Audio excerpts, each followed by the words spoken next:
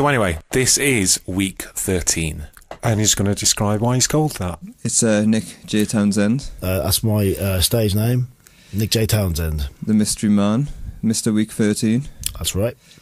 So where did the name WEAK13 come from then? Everybody asks me that.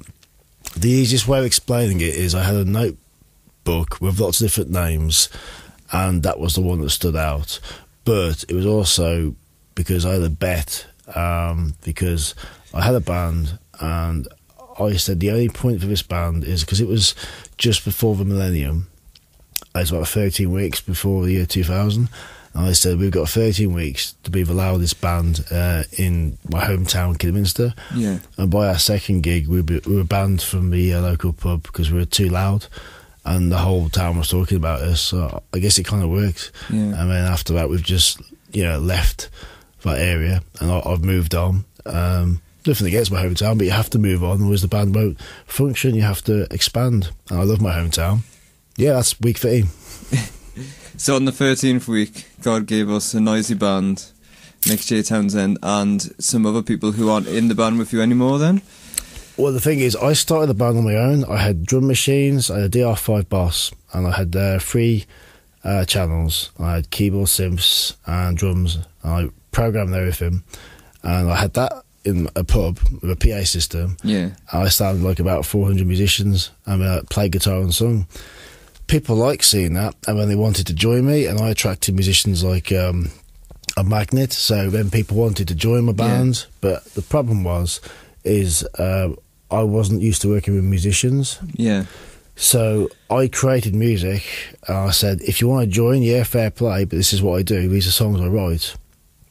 And then I got realising after a while, people started coming in and dropping out. Bass players were, I've got to go to university, so I've got to stop playing bass. I'm like, what, are you crippled or something? Or, you can't use your hands? No, I want to be a professor, or, great, good luck.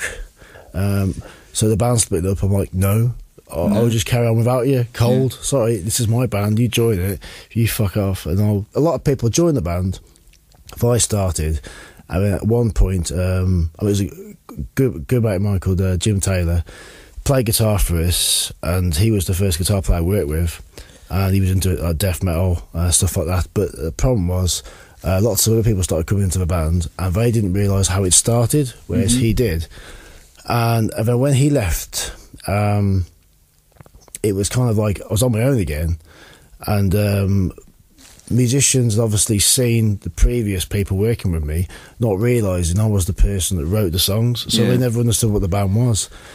So after a few years, I started getting pretty strict, and I started saying, yeah, this is my band, I write the songs, if you want to be in it, fair play, we'll go as far as we can, but if you go, I'll replace you. And that sounds cold, but I had band members joining me for a while, say 6 months, a year if that, and then when they left, they'd say the band's splitting up. Yeah. And I go, how fucking dare you, after I spent time on this band, you spend a couple of weeks of your life with me, and then you leave it and say it's over. Fuck you. I'm not going to allow somebody to fuck up things I've worked with. These are songs that mean a fuckload to me. So I've probably fallen out with a few people over the years. I've had all sorts of people come in and out of the band, and a lot of them I've got on with really well. Some have wanted to leave because they wanted to settle down and have kids. I'm like, yeah, that's great.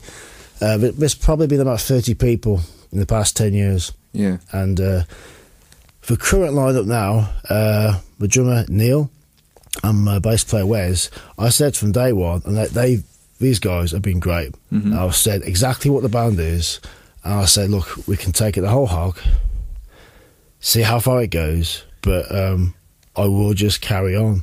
It sounds harsh, right? But the band will stop if I get shot and I'm dead. Yeah. That's it, right? Unless you're like fucking Freddie Mercury or Elvis and you put posthumous songs out and... Or get Robbie Williams to sing for you. Yeah. That would be shit. To be honest, if Neil and Wes carried on doing WEAK13, I expect them to do something ridiculous with the band name. Yeah. Really. So, yeah, I guess so. Maybe not a hologram, but... of me, but I don't know, maybe some guy in a big chicken outfit, that'd be kind of cool. But no, I think as far as different musicians, yes, a lot of people have come in and out of the band, If I'm dead serious, the most important people that have been in WEAK13 are the current lineup now. Yeah. This is the real WEAK13, because this is the band I wanted to form as WEAK13 for 10 years. Yeah. I've got the best drummer, the best bass player, and I play guitar pretty damn well, I think, for what I want to do. And I sing possibly out of tune, but it's things I'd like to say.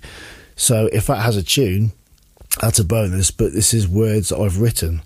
And if I have to shout, sing, any way I have to express how I feel, then those are what we call WEAK13 songs.